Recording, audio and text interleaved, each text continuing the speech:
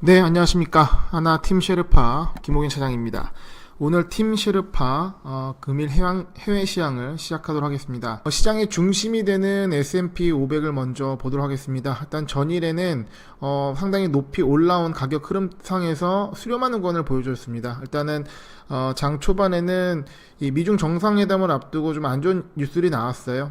피터 나바로 무역정책국장이죠. 배석을 한다고 나왔는데, 대표적인 대중 강경파로서 아무래도 미중 정상회담이 좀 전개가 좀 어려울 거지 않나라는 생각으로 하방 흐름을 좀 보여줬고요. 또 트럼프의 트위터도 굉장히 좀 전일의 어떤 논조와는 다르게 좀 강경한 대응으로 흘러갔습니다. 어떻게 보면은 협상 전략으로도 보여지고요.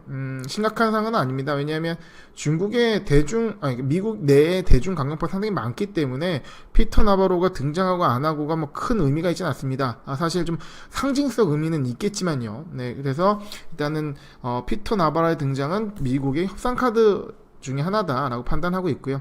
어쨌든 간에 이런 장 초반 흐름은 약하게 흘렀는데, 이거는 이 이슈보다도 그 전날 파월 의장의 어떤 논조가 바뀌게 되면서 지수가 상승한 데 따른 어떤 반작용, 그런 가격이 좀 빠지는 모습이 나왔던 걸 보여지고요.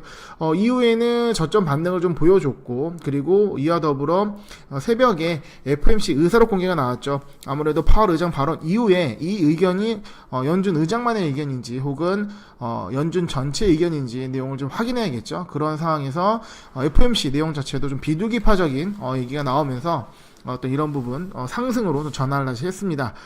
그리고 전반적으로 2740선에 수렴하는 모습을 보여줬기 때문에 오늘 같은 경우는 S&P 매매 전략 2040선을 기준선으로 해서 10포인트 구간, 상단으로는 2750, 하단으로는 2730의 목표가로 대응하는 것이 적절하지 않나 생각을 해봅니다.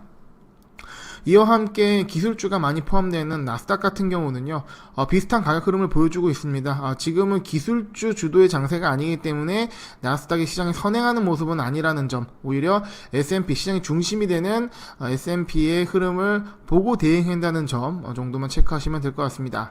그리고 굉장히 재밌는 흐름은 미국채에서 나왔습니다. 미국채가 지금 전일 기존의 박스권 상단을 돌파한 모습이 나왔는데요. 요 시점 저희가 예상한 대로 크루드 오일의 이 가격대로 보게 되면은 이제 30분 봉으로 보도록 하겠습니다. 크루드 오일이 $50를 깨는 그 순간 이것이 중요 기폭제가 되면서 미국채가 상승하는 흐름을 보여줬습니다. 근데 좀 의아한 점이 있습니다. 바로 크루드 오일이 $50를 일시적으로 돌파했고, 그 이후에는 오히려 뭐 러시아가 뭐 감사한다는 얘기만 들려오면서 반등을 해서 $52까지도 상승을 보여줬거든요. 되돌림 이상이 나왔습니다. 하지만 미국채 같은 경우는 기존의 박스권 하단까지 오지 못하고, 기술적 분석에서 가장 많이 말씀드리는 부분이 있죠. 돌파된 저항선은 새로운 지지선이 되는 그림으로 현재 머물러 있습니다. 이거에 대한 이유로는 크게 FOMC 의사록 공개를 들 수 있겠는데요. 어떻게 보면 FOMC 의사록 공개에서 파월 연준 의장의 비둘기파적인 어떤 스탠스 변화를 보조해줬기 때문에 이런 부분이 되돌림이 나오지 않고 오히려 기술적으로도 가격 지지받는 모습이 나왔다 생각을 합니다. 일단은 이 원유 미국채를 움직이는 주요 요인 중에 유가의 어떤 $50 하방 돌파, $55 상방 돌파라는 시그널, 그리고 파월 의장에 이은 연준의 이 금리 정책 결정 스탠스, 이 두 가지가 어제 모두 흘러나왔기 때문에 지금은 어쩌면 119.10 정도를 보여야겠죠. 지금 이 미국채 같은 경우는 3월물입니다. 국채는 가장 빨리 월물이 변경된다는 점도 같이 체크하시고요. 일단은 3월물로 변경된 상황에서 119.10 이 어떻게 보면 중요한 가격 공방 라인으로 작용할 수 있다. 그러면 이걸 기준선으로 대응할 수 있지 않겠느냐라는 매매 전략을 제시해 드렸습니다. 통화 같은 경우는 어떻게 보면 수렴 구간의 흐름을 보여주고 있는데, 지금 시장은 통화 중심 장세가 아니기 때문에 이 점 체크하고 간단하게 보고 넘어가는 게 좋을 것 같고요. 골드도 좀 상승 흐름을 좀 유지하는 사에서, 그러니까 요런 같은 경우는 어떻게 보면 이제 왜곡이 발생했다 했겠죠. 다시 되돌림이 나왔고, 그러면 전반적으로는 요런 가격대에서 움직이는 흐름이 유지되고 있다. 그리고 어떤 안전자산 선호현상보다는 달러의 움직임이 더욱 중요해지는 상황이기 때문에 약간 어떤 변동성이 나오지 않는다는 점 체크하시고, 하방보다는 상방 쪽으로 보시는 게 조금 더 유리하지 않나 생각을 해봅니다. 그리고 아까 말씀드렸던 크루드 오일 같은 경우 지금 이 50달러 선이 굉장히 중요할 것 같아요.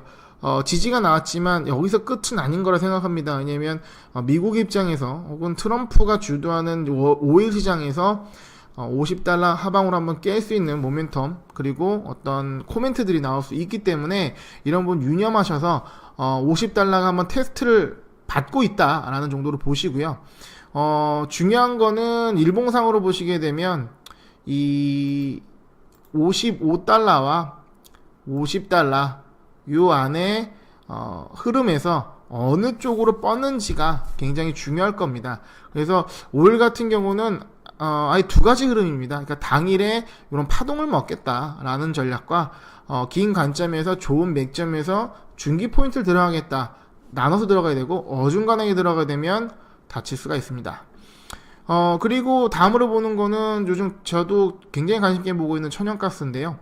천연가스 같은 경우는 빠지지가 않고 있습니다. 4.0 돌파 이후에 높은 가격 유지 중이고, 어제는 거의 4.8을 살짝 못 미치는 상승 흐름이 나왔습니다. 상승 모멘텀이 살아있다는 뜻이고요. 일단 저는 장기적으로는 이 천연가스가 지속적으로 고점을 유지할 수는 없다고 봅니다. 그래서 특정 레벨 이상에서는 매도 관점을 갖는 게 좋은데, 하지만 이 가격 구간은 변동성 구간입니다. 이 가격 레인지 안에서는 단기적인 접근을 하시는 게 좋고, 좀 이거는 좀 과해라는 생각으로 접근하는 것은 더 이것이 벗어날 경우에 중기 포진 짜는 거고, 이런 거는 선물이 아니라 ETF로 접근하는 것이 훨씬 좋습니다. 글로벌 ETF 레버리지 상품에 대해서는 추후에 설명을 드리겠고요. 역시 단기 대응이 필요하고, 저는 솔직히 무서워서 못 들어가겠습니다. 그리고 농산물 쪽에서는 저는 소이빈을 유심히 봐야 되는데요. 다른 것도 중요한데, 특히 이제 미중 무역 분쟁 관련돼서 직접적으로 영향을 받는 미국의 대표적인 수출품이죠. 일단은 이 가격이 지지라인이 올라오고 있다는 점은 미중 무역 분쟁에서도 좋은 시그널입니다. 아주 높은 변동성 여전히 보여주고 있고요.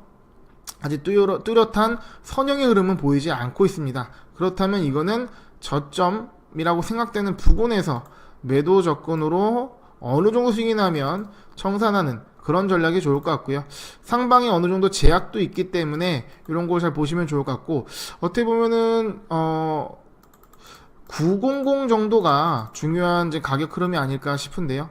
900 요 가격이 중요한 의미가 될 것 같습니다. 900 상방 돌파하게 되면 이거는 어떤 미중 무역 분쟁의 해결 흐름을 또 판단할 수도 있을 것 같습니다. 그래서 농산물에서는 소이빈 유념히 보시면 좋을 것 같습니다.